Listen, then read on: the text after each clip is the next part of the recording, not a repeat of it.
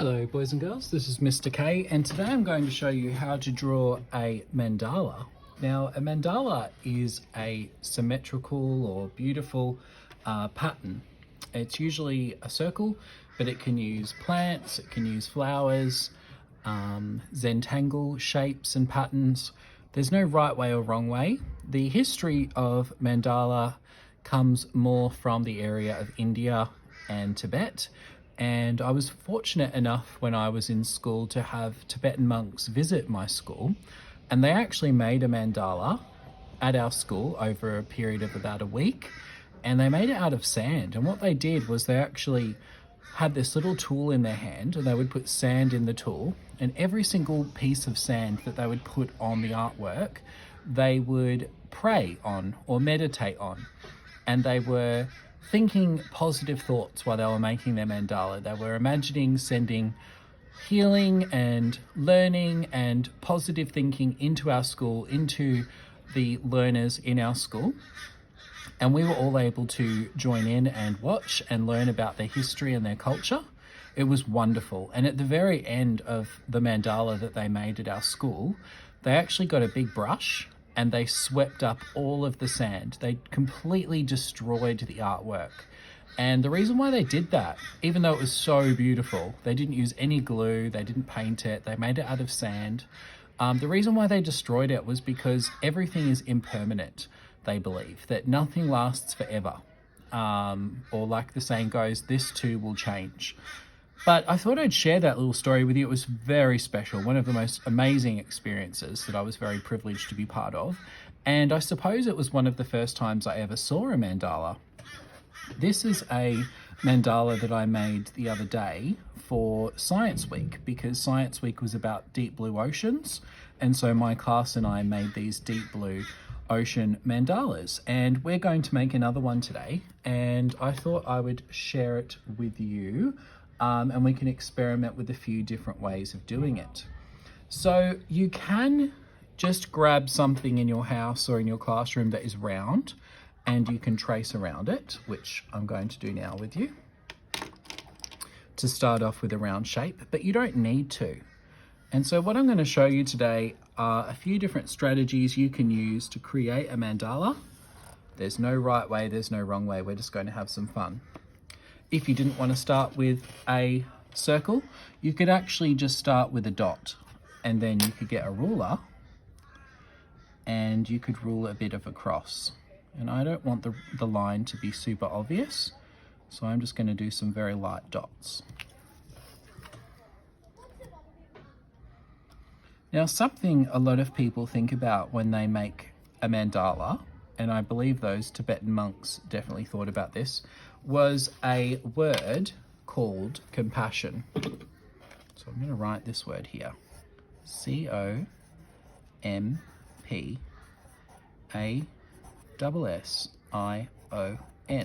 So they think about compassion when they are creating their art, so that the people who see it, maybe they sort of sense the intention behind their work.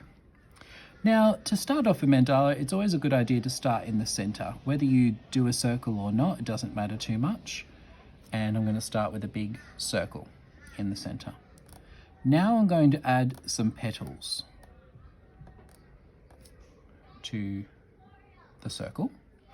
And the next thing I'm going to do is make some larger petals to go over the smaller ones that I started with. And there's usually a fair bit of symmetry, but the beauty of handmade art is that it's very rarely perfect or symmetrical.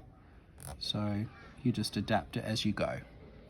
There are some big spaces here, but the next thing I'm going to do is these little semicircles. Now, the word compassion refers to having respect and kindness for other people, other beings, other creatures on the planet.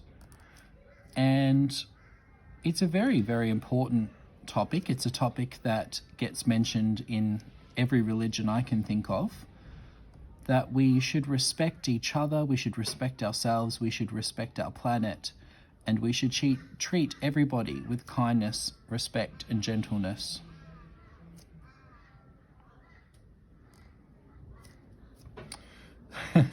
It's definitely not symmetrical, but I did say that when we draw a mandala from scratch, from hand, that it's perfectly fine for it to not be symmetrical. The next thing that I'm going to add are some smaller semicircles around. Now these look absolutely amazing when they are coloured in, and if your picture's looking really different to mine at this point, that's fine, just go with it. As you can see with this one, I started with a circle and added a pattern on the outside and added a different drawing on the inside. It's technically not quite a mandala, but it's got mandala features. It also has Zentangle features, which are those Japanese wave patterns at the bottom. And now I'm going to go over two of the semicircles with a larger semicircle. And there's a possibility that when I get to the very end that there might be one left, not two, but we will see what happens. Oh, we were lucky. We've got two to finish. So compassion refers to kindness. It refers to this word as well, which is one of my favorite words. Empathy. Empathy is different to sympathy. You may have heard of sympathy before. Now I'm going to make these pointed ones. Sympathy is feeling sorry for somebody else. It's being sorry that they're sad. It's being sorry that something bad happened to them. And that's a nice thing to have. Whereas empathy is more about feeling the emotions of another person, putting yourself in their perspective, imagining what it would be like if you went through something like they are going through right now. To finish this space off, I'm going to fill this with dots while I chat with you. So feel free, if you're drawing a mandala with me just now or drawing your own shapes, to use your imagination and experiment while we have a chat around compassion, kindness, gentleness, and respect. So I'm just going to fill in these dots. So empathy is about feeling the emotions of another person who might be going through a hard time, or maybe they've been quite mean to you. And empathy can help you to release any feelings you have around being angry at them. Empathy can make you wonder for them to act in such a way. Perhaps they were really sad on the inside or really hurt about something and they were acting out of fear. And anger and fear are sometimes very similar emotions. But empathy is a very important aspect of compassion, and it helps us to forgive and accept the way things are and the way people are. Sometimes it's nice to focus your positive thinking into your art while you're making it. And the students that I'm working with this week are learning about compassion. And so that's why I'm making this video to share with them and guide them through making their own mandala, which they can then draw and colour and decorate with whatever they have, whatever makes them happy. So there we go, we've got a nice little mandala there. And now I'm going to build on and add some other features. Now, I think I'm going to add some petals this time to the outside of our mandala. And I'm going to do this in a 12 o'clock, 3 o'clock, 6 o'clock, 9 o'clock. And then there's going to be lots of o'clocks in between. It's not going to quite be a perfect clock. But I do generally start off with my north, east, south and west parts of a mandala, and that really helps me to keep things in proportion and some sort of symmetry if it's possible.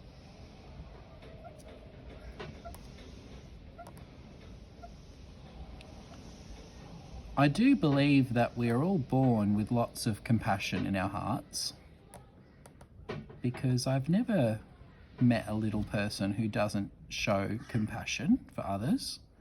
But perhaps sometimes things happen in our lives that can make it harder for us to express kindness and gentleness and empathy.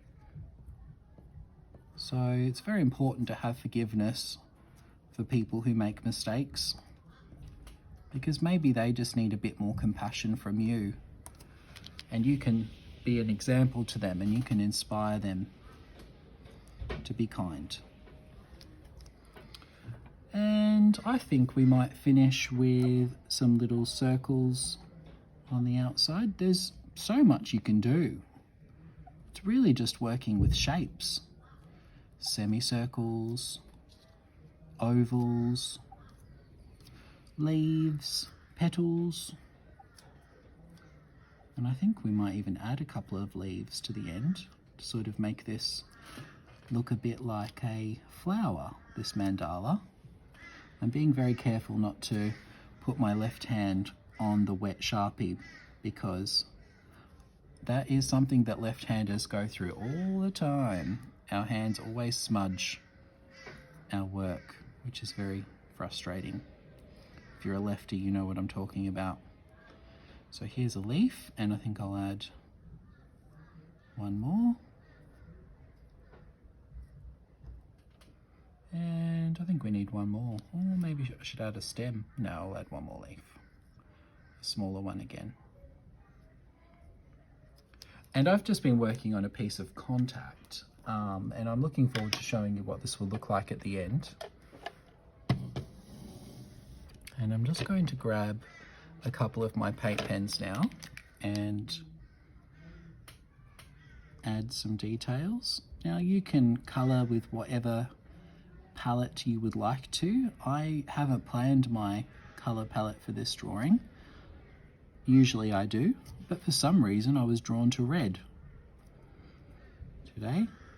Usually I go for more cooling colours, but I've chosen red for this one.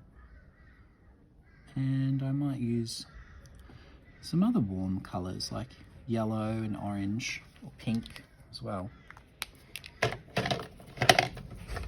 I'm a big fan of these paint pens. I find them really fun to work with.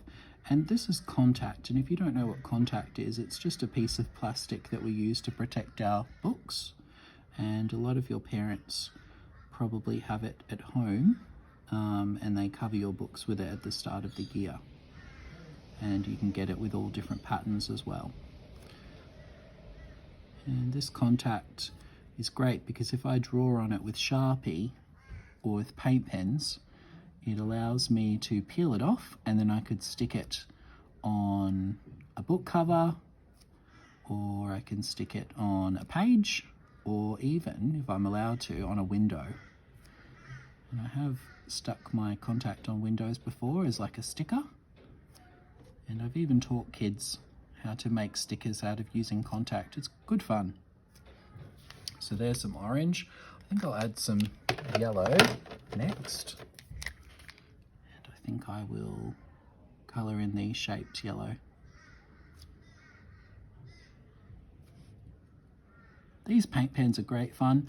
They're from a brand called Posca, and I recently bought a big set of them online, but you can purchase them. I have found them at Big W, and I have found them at Officeworks, but they do sell very quickly, so I like to keep a supply at home and a supply at school because they're great fun, and they go on pretty much anything. And I'm going to add a little bit of pink as well. And I think I might do a little pink circle inside these.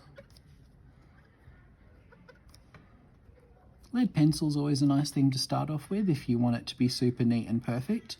There was a point with this artwork where I felt it wasn't going to work very well, and I was considering making a new video, but I worked through it. It's certainly not perfectly symmetrical, but it will do. And I'm just going to add these details to the leaf.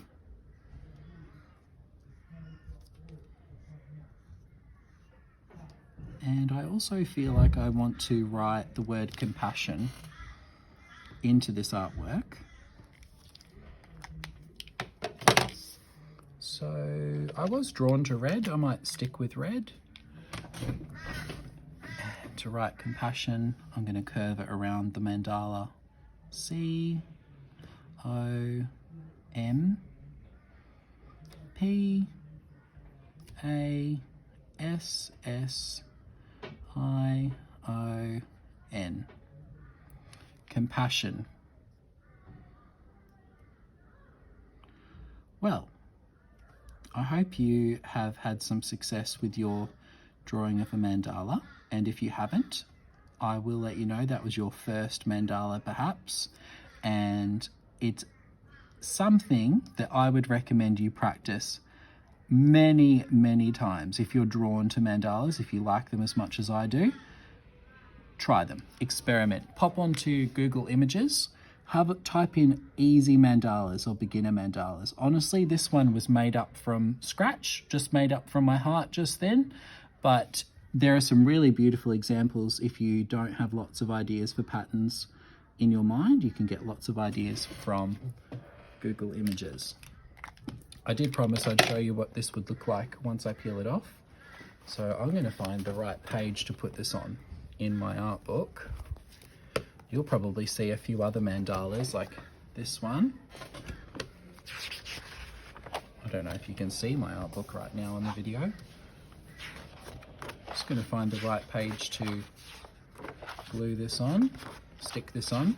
I've got many art books like this where I keep all my ideas together, and instead of tearing out any pages that I don't love, oh, there's a beautiful mandala. Two different sides there, two different effects. I believe I drew that one from scratch as well. But instead of throwing away any mistakes in my art book, I usually glue something over it. This isn't a mandala, but it's definitely about our topic. Be the I in kind, which I have not finished colouring in, but I do love that picture. I didn't make that one up, I found that one online. This might look really nice over that. Let me get that ready. So this is a crystal. I'm really tempted to quickly watercolour paint a little bit over that crystal. Just peeling off the edge of the contact. You don't have to do this artwork on a contact piece, I just wanted to. So it comes away as a piece of plastic. Let's see how that looks. Ooh, that's pretty cool. But I feel like it needs to be trimmed slightly. So I'm going to do that now. If I'm boring you, feel free to go back to the more interesting part of the video. Trim that bit off. It's very sticky. And I will trim a bit off the side. I should have trimmed it before, but I didn't plan very well. I'll take a bit off the top as well. I might just curve this around.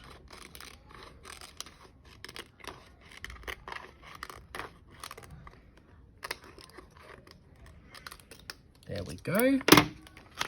And I didn't want to put it quite on center. Ooh, that looks really nice. Okay, I'm going to put it about here. No, I'm going to put it about there.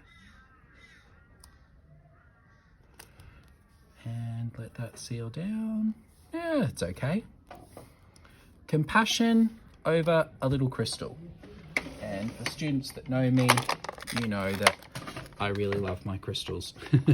So that's what that was meant to sort of look like, a shape like that. Well, I hope you have a wonderful day creating compassionate, beautiful, symmetrical mandalas, practicing kindness, practicing empathy and compassion. Goodbye, boys and girls.